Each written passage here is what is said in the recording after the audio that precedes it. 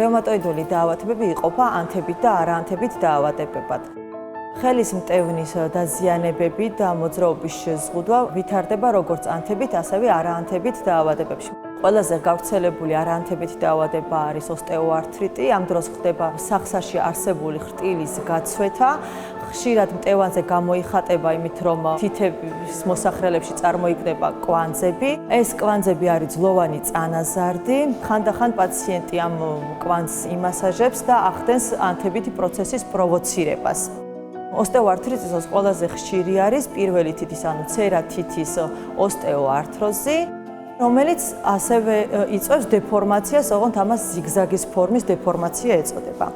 ხელის მტევნის დეფორმაცია და მოძრაობის შეზღუდვა რომ არ განვითარდეს, მისი პრევენცია ხდება ძირითადად სპეციალური ვარჯიშებით, ხანდახან საჭიროებს ფიზიოთერაპიას, ასევე საჭიროებისამებრ შეიძლება დაჭირდეს სახსარში და ინექციები.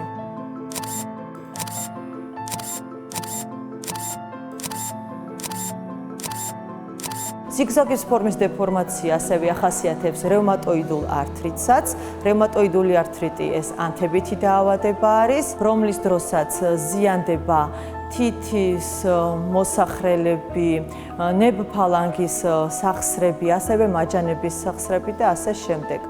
რევმატოიდული ართრიტი ზოგადად ძალიან აგრესიული და პროგრესირებადი დაავადება არის. დაახლოებით დაავადების გამომჟღავნებიდან 20 წლის შემდეგ პაციენტი 90%-ში თითქმის უნარო ხდება, იმდენად დეფორმაციას განიცდის მისი ხელის მტევნები, ხოლო შემთხვევათა მესამედში შეიძლება სრული ინვალიდობა ჩამოყალიბდეს.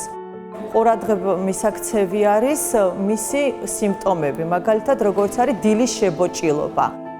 სიმპტომების გამოვლენის შემთხვევაში პაციენტმა უნდა მიაკითხოს რევმატოლოგს, რის შედეგადაც ისახება მედიკამენტოზური მკურნალობა და შემდგომ ან თუ საჭიროებს ქირურგიულ მკურნალობას, ან შეიძლება მხოლოდ მარტივად არტაშანის დადება დასჭირდეს პაციენტს.